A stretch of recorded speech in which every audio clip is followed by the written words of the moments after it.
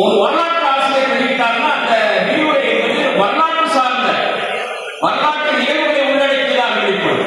அதனால 5 வருஷத்துக்கு ஒரு முறை தமிழ் சமூகத்துல இந்த மாதிரி விரிவுரை வெளிவந்துச்சு. ஒரு துறை சார்ந்தவர்கள் வெளியிட்டாங்க அப்படின்னா சமூகத்தினுடைய அறிவு நிலை மகத்தான உயர்வை அடையும்.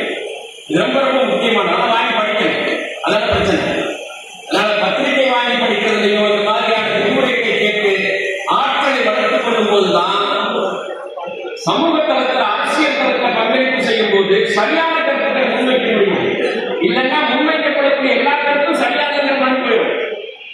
சொந்த கருத்தை முன்வைக்கமா வேணாமா? அரசியல் தளத்தில் பயணிக்கிறோம் அப்படின்னு சொன்னா 50,000 கோடி ரூபாய் வருவாய் வருது டாஸ்மாக் மூலமா, அதுக்கு மாற்று வழி இந்த வழி இருக்குது அப்படின்னு சொல்லக்கூடியவர்கள் தான் முஸ்லிம் சமுதாயத்தில் அரசியல் பயணிக்கணும். அப்ப அது எது உங்களுக்கு வாய்ப்பை கொடுக்கும்? வெளிநாட்டுக்கு கடனாக 10 லட்சம் கோடி கடனாக குற்றச்சாட்டு வருது.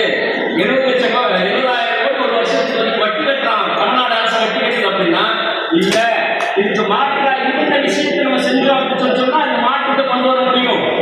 70,000 கோடி ரூபாய் வட்டி கட்ட தேவையில்லை சொல்லக்கூடிய அறிஞர்கள்.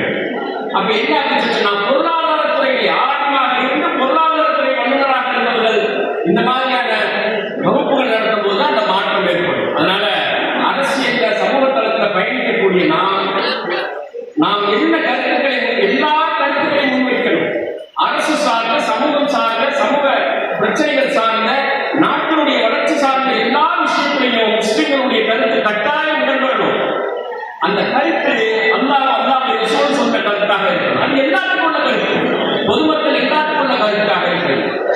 அதோடு சேர்த்து நம்முடைய ரமேஷ் அவர்களோடு பயணிக்கக்கூடிய தமிழ் டிவியினுடைய நிறுவனர் தலைக்கோட்டுதயம் அவர்கள்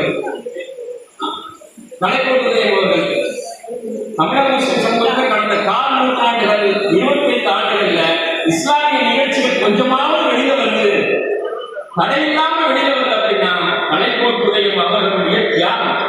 இதை கட்டாயம் பதிவு செய்யும். சாதாரண தியாகம் இல்லை. எல்லா அமைப்புகளுக்கும் எல்லா நிகழ்ச்சிகளுக்கும் முகமாக தமிழ் டிவி விளங்கி இருக்கிறது.